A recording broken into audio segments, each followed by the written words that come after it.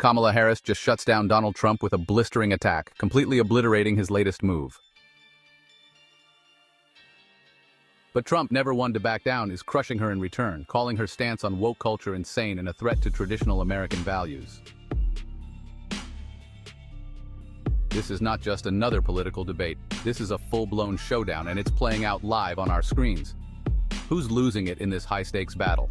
The lines are drawn, and both sides are ready for war. But as tensions rise, you have to ask, will someone be humiliated on the national stage, or is this just the beginning of an even greater conflict? As we dive deeper into this insane political drama, it's clear that both Trump and Harris have their fair share of supporters and critics. On one hand, Kamala Harris is praised for her bold leadership and her willingness to take on Hollywood elites who push the woke culture agenda. However, her critics argue that she is pushing the country towards an unnecessary culture war, destroying the traditional values that many Americans hold dear. Just look at her stance on issues like criminal justice reform. Some say it's revolutionary, but others claim it's simply pandering to the radical left. And then there's Donald Trump.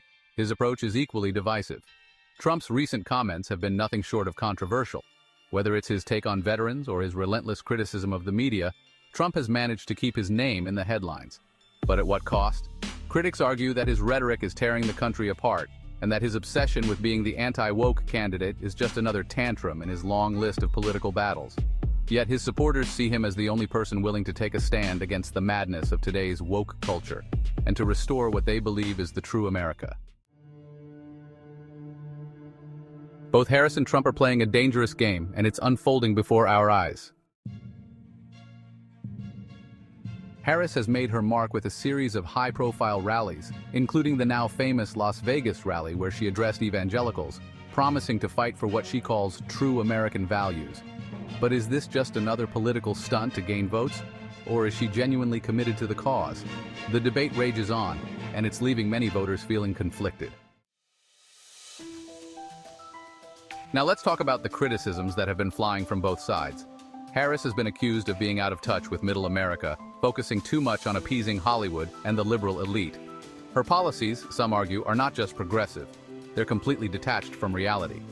But Harris supporters hit back, claiming that Trump is no better, labeling his policies as nothing more than populist rhetoric designed to appeal to his base rather than addressing real issues. And what about Trump? His critics are quick to point out that his approach is more about creating chaos than offering solutions.